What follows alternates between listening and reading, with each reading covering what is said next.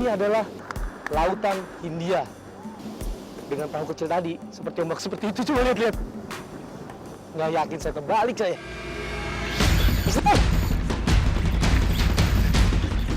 Go!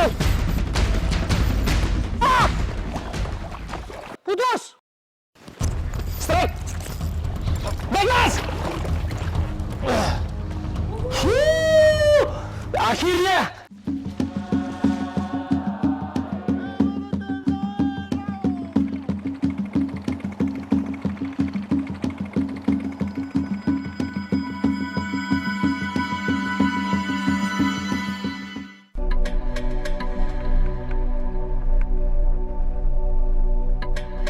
Sejarah mencatat, sungai-sungai di Pulau Jawa pernah menjadi rumah bagi ikan Micropterus salmoides. Namun, seiring melonjaknya laju pertumbuhan penduduk, terutama di sepanjang bantaran, mengakibatkan rusaknya ekosistem sungai yang merupakan tempat bertelur dan mencari makan bagi sebagian jenis ikan dan hewan air. Perlahan tapi pasti, jejak-jejak sang penguasa muara itu kian memudar. Sejatinya, Sungai Teduh dengan vegetasi yang kaya adalah tempat paling nyaman bagi ikan predator seperti black bass.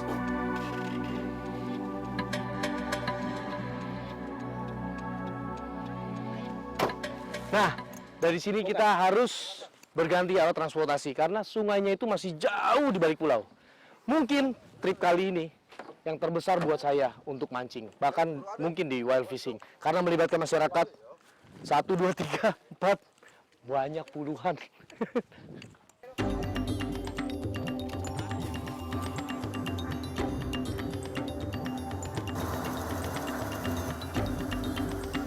Sukses tidaknya suatu ekspedisi haruslah didukung dengan persiapan yang matang.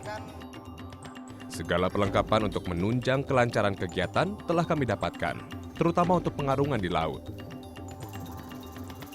Angin selatan yang bertiup kencang di Selat Sunda tak sedikit pun menyurutkan niat saya melakukan ekspedisi besar ini.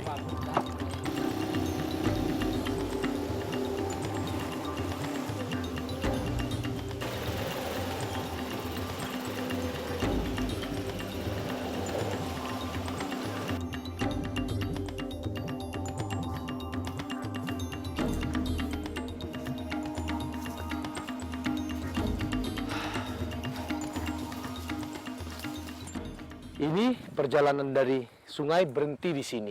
Sekarang saya ibaratnya kalau Pulau Jawa, ini saya dari utaranya akan membelah ke selatannya.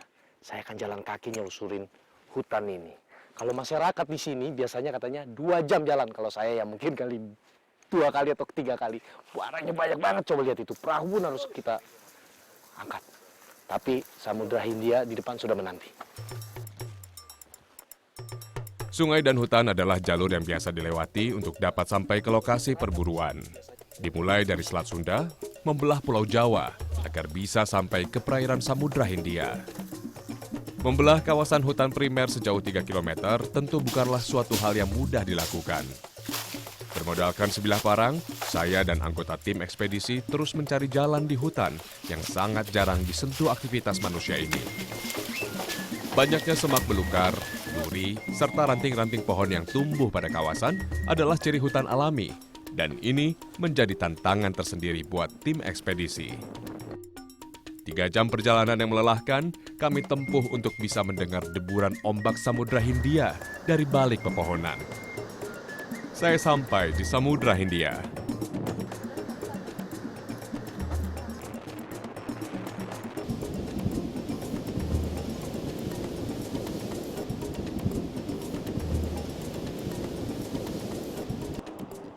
Nah, ini alasannya kenapa kita harus masuk sungai, membelah hutan. Coba lihat, ini adalah lautan Hindia, selatannya Pulau Jawa. Dengan perahu kecil tadi, seperti ombak seperti itu, coba lihat-lihat. Nggak yakin saya terbalik saya. Yuk, kita masih jauh perjalanan kita. Berjalan di pantai ini bukanlah perkara mudah.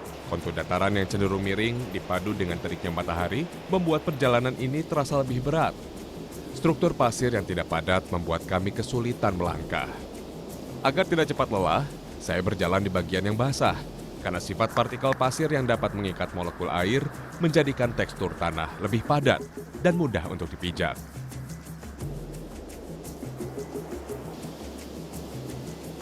Tanpa terasa, saya tiba di ujung perjalanan. Adanya barisan pohon nipah di pinggiran sungai menjadi petanda baik buat ekspedisi kali ini. Saya kembali menyusuri sungai berair keruh kehijauan yang di kanan kirinya banyak ditumbuhi nipah dan tanaman mangrove lainnya. Di sepanjang aliran sungai banyak dijumpai batang-batang pohon mati yang rebah. Tentu saja ini menjadi rumah ideal bagi ikan-ikan predator untuk bertelur atau menunggu mangsa. Kalau kita lihat kondisi air sungai ini cukup menjanjikan, warnanya bagus, vegetasinya juga masih terawat. Saya sengaja menggunakan dua jenis umpan, satu ini yang dalam, karena saya belum tahu kedalaman airnya di dalam berapa, air sungai. Saya sengaja gunakan yang dalam dengan bibir lebih panjang dan lebih pendek, sehingga pergerakannya lebih cepat. Dan satu lagi saya coba gunakan yang lebih cetek, bibirnya pendek. Sehingga kalau memang saya merasa perairannya cukup cetek, saya akan gunakan yang dangkal ini. Semoga kita berhasil ya.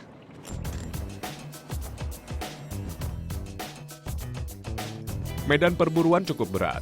Banyaknya batang dan ranting pohon di sepanjang lintasan membuat saya harus memperlambat laju perahu. Jika tidak, resiko jatuh ke sungai yang dihuni oleh banyak buaya bisa saja terjadi. Yang kesulitan mancing di dalam sungai itu umpan palsu kita gampang nyangkut di ranting-ranting pohon. Dan kalau udah nyangkut begini.